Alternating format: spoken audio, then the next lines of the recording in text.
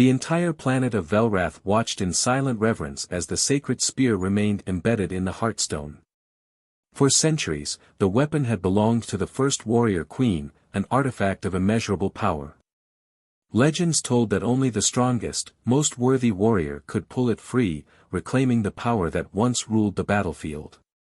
But despite thousands of challengers, warriors, nobles, and even the high priestesses, none had succeeded. Lyara, the current heir to the warrior throne, had tried countless times.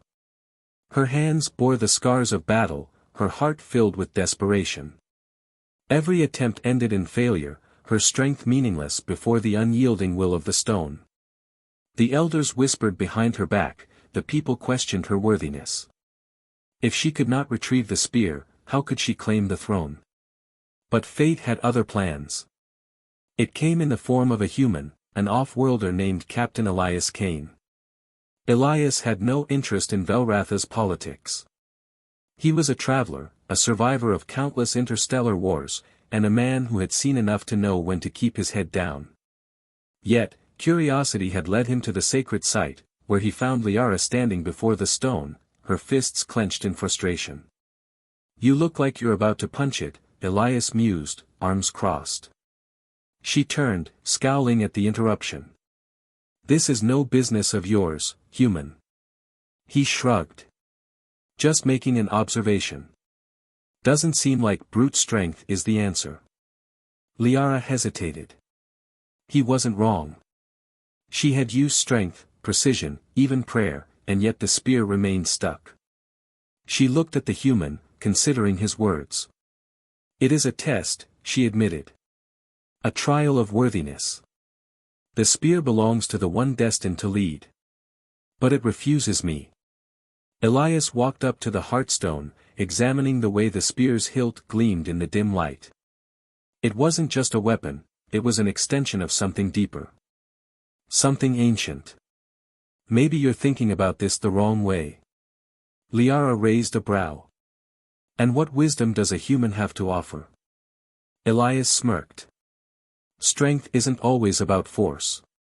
Sometimes it's about understanding. The right touch." With that, he placed his hand on the spear. The air crackled.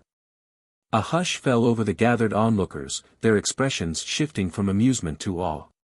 The stone trembled, and a deep hum resonated through the ground. Elias could feel it, not just the weapon, but something beyond it.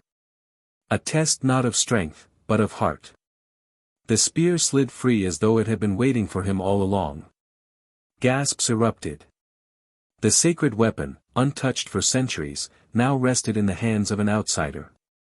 Lyara's face was unreadable. Shock. Anger. A trace of something else, understanding.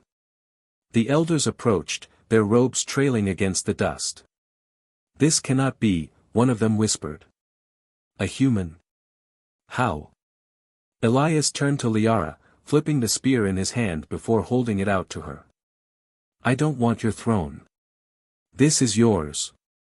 She hesitated, then grasped the weapon's shaft. The moment she did, a surge of power rushed through her, as if the spear had been waiting for her all along, but only after it had chosen its messenger. Elias was not the wielder, but the catalyst. She met his gaze, and for the first time in years, she felt like she belonged. "You are unlike any warrior I have met," she said quietly.